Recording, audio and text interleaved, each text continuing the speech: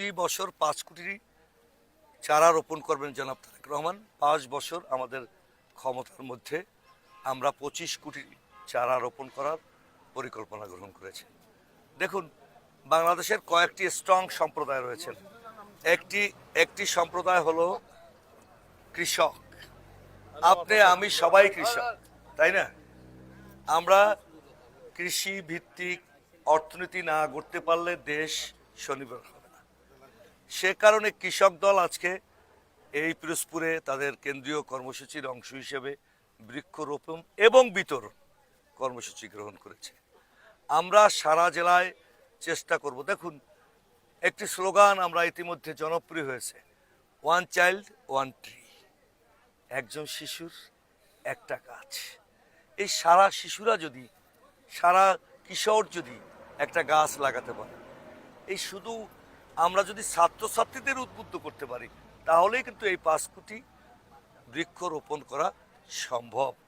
কারণ এই দেশটা সবাই বোঝে, একজন ছাত্র বোঝে, একজন কৃষক বোঝে যে গাছের অভাবে আমাদের দেশের এই যে পলিউশন, রোগ বালাই বাড়ছে, কার্বন ডাই অক্সাইড গ্রহণ করার মতো জায়গাগুলো নাই।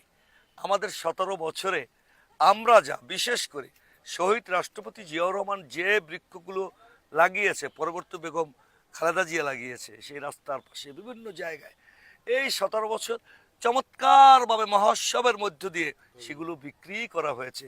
সেখানে একটি চারাও রোপণ করা হয়নি। হয়েছে একটি নির্ধারিত জায়গায় 2টো চারা এবছর লাগিয়েছে বড় সাহেবরা এসে, আগামী বছরও সেই গর্তেই লাগিয়েছে। অর্থাৎ এটি লালন পালন কেউ করে নাই। কৃষক দল এবং বিএনপি এবং তার সকল অঙ্গ সংগঠন আমরা দাঁড়ে দাঁড়ে গিয়ে এই বৃক্ষরোপণের কর্মসূচি আমরা গ্রহণ করেছি। পিরোজপুর জেলা পরিষদ এবছর 10,000 বৃক্ষ বিতরণ করবেন এবং রোপণ করবেন। কৃষক দল তারা একটা হ্যান্ডসাম অ্যামাউন্ট, কমপক্ষে 7 থেকে 8,000 বৃক্ষ তারা এই জেলায় রোপণ এবং বিতরণ করবে। অর্থাৎ আমাদের স্টক হোল্ডের সব মানুষরা আমরা এই বৃক্ষরোপণ, পরিচ্ছন্নতা আর ওই যে 5 কোটি মানুষকে, অর্থাৎ আপনারা সবাই ছাত্র ছিলেন, আপনারা চমৎকার রাজনীতি করেছেন, সব কিছু করেছেন, কিন্তু আজকে 13 থেকে 19, 20, 21 আমার সন্তান মাদক মাদক মাদক, এই 17 বছরে কিশোর গ্যাং তৈরি করে এক ধরনের গ্রামে গঞ্জে তারুণ্যর প্রকাশ হলো মাদক শ্রবণ গ্রহণ করা, ফেন্সিডিল, কেউ কি যেন ইয়াবা, গাঁজা ফেরি করা বিক্রি হয়েছে এই 17 বছরে। এগুলো থেকে মুক্ত করে, সন্তানকে মুক্ত করে আমরা একটি সুন্দর মানবিক সমাজ গড়তে চাই। এই কারণেই আজকে মানুষের কাছে আসা কৃষক দল এই কর্মসূচি গ্রহণ করেছে।